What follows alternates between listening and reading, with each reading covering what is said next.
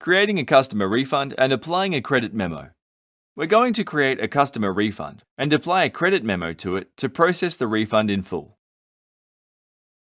To complete this process, we'll first create a customer refund, apply a credit memo to it in full, and then release the refund and the application.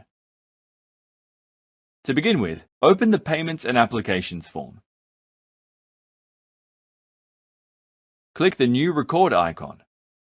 In the Type field, select Customer Refund. By default, the Post Date field displays the current date, and the Post Period field displays the financial year ID. You can change the post date to match your requirements.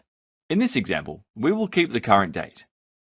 Next, let's select the customer for whom you need to process the refund. Notice that the system automatically updates the location and payment method fields. You can change them as per your requirements.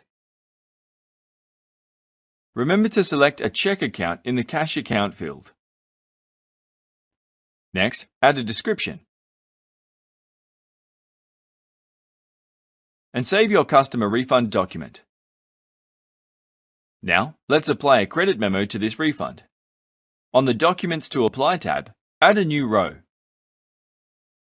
Ensure that Credit Memo is selected in the Document Type field and enter the number corresponding to the existing credit memo. In the Summary area, click the Refresh button to the right of the Payment Amount box. Observe that the credit memo's amount paid has been entered as the payment amount for the customer refund. Now, save the customer refund document with the credit memo applied to it. We'll now release the customer refund. To do so, click the Remove Hold button. Note that you can release a memo only if it has a balanced status. Now, click the Release button. You can review the released refund by going to the Application History tab and clicking the link in the Batch Number column. This way you can review the created batch on the Journal Transactions form.